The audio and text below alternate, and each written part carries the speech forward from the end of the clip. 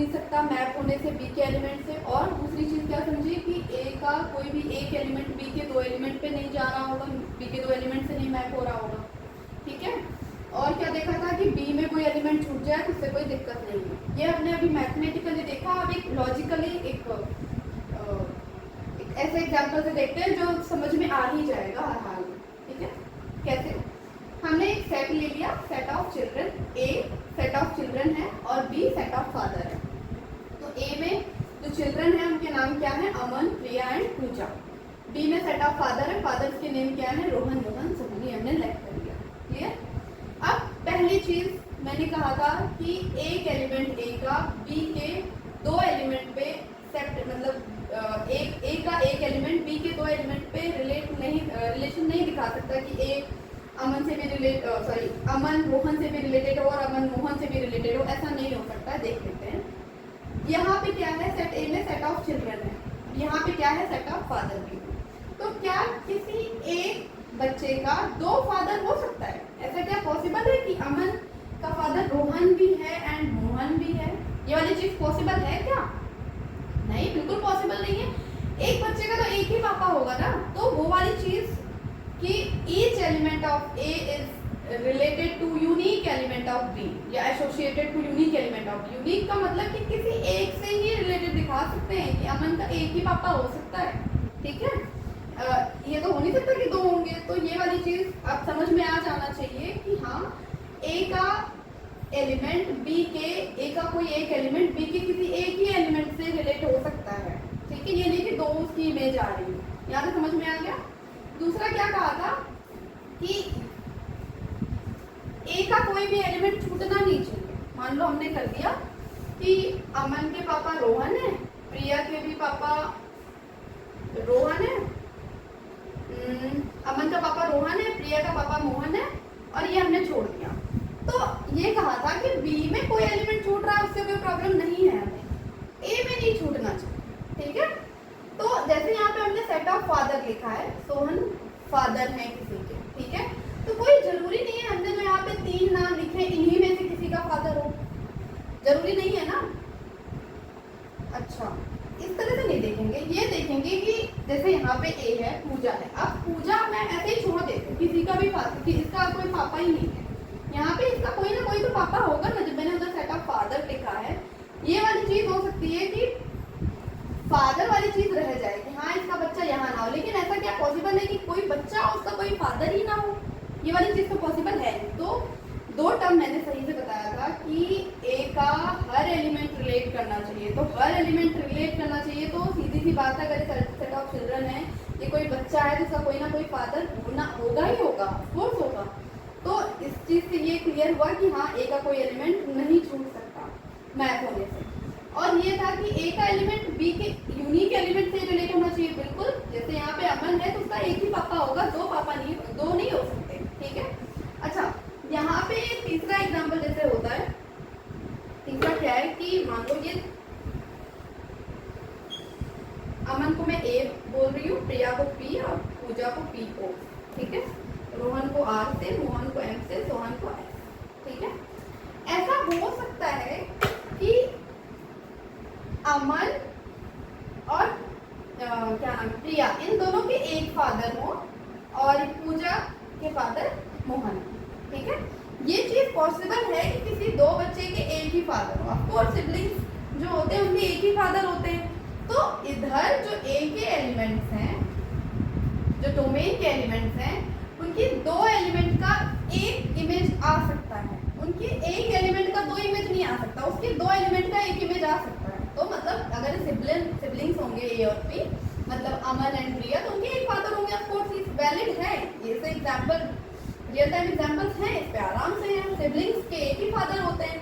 लेकिन ये वाली चीज पॉसिबल नहीं थी वहां पे कि तुम किसी एक बच्चे का दो पापा दिखा दो। ये वाली चीज पॉसिबल है कि किसी दो बच्चे का एक पापा दिखा दो। तो ये वाला लॉजिक क्लियर हुआ कि ए के दो एलिमेंट बी के एक एलिमेंट पे रिलेट हो सकते हैं, बट ए का कोई एक एलिमेंट बी के दो एलिमेंट पे नहीं होगा।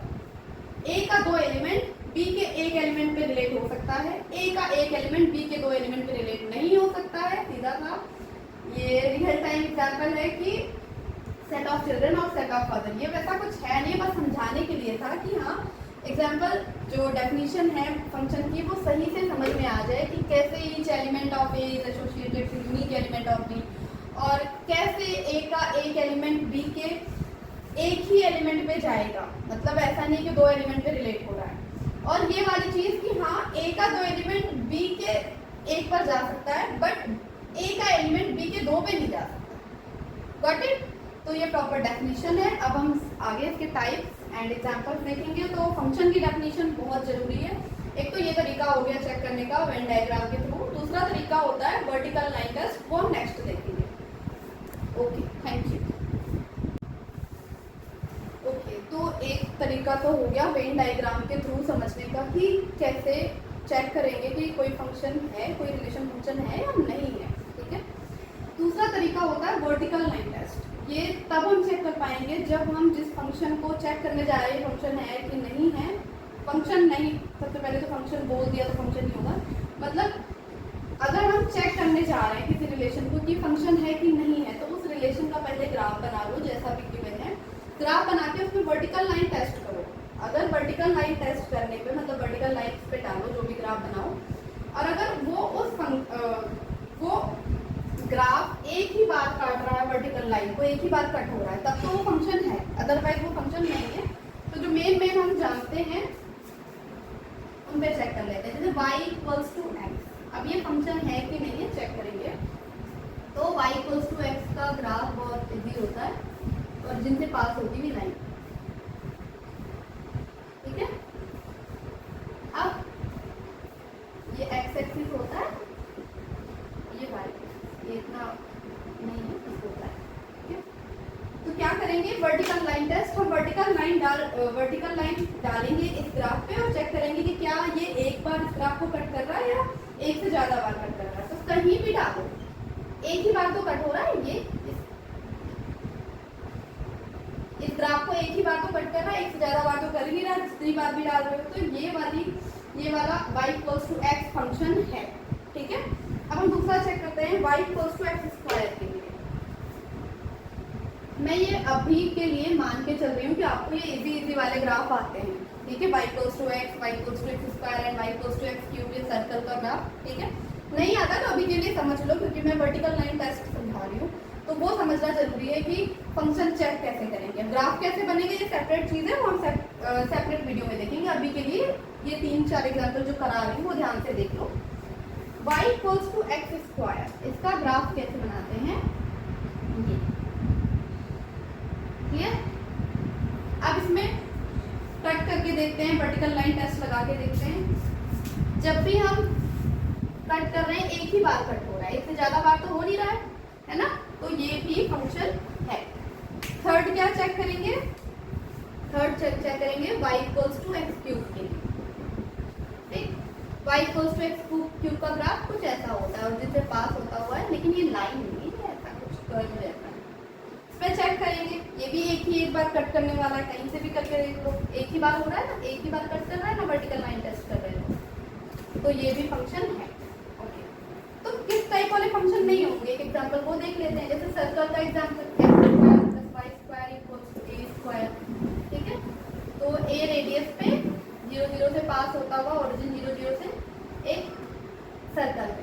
ठीक है, अब इस पे चेक करते हैं वर्टिकल लाइन टेस्ट। अब इस पे वर्टिकल लाइन जैसे ही डालेंगे तो ये इस ग्राफ को 2 बार कट कर रहा है, एक ही बार, मतलब एक ही लाइन 2 बार कट कर रही है इस ग्राफ को। तो मतलब any line cut the graph of function more than 1, कोई भी लाइन अगर उस ग्राफ को एक से ज्यादा बार कट कर देती है तो वो वाला ग्राफ फंक्शन नहीं बनाएगा। तो x square plus y square equals to a square, मतलब इस सर्कल वाला ग्राफ है, ये फंक्शन नहीं बनाएगा। तो ये तीनों फंक्शन बनाएंगे और ये फंक्शन नहीं बनाएंगे। ठीक है, तो हमने 2 तरीके से देख लिया फंक्शन को चेक करना, एक वेन डायग्राम के थ्रू और एक vertical line test. Got it? Okay, thank you.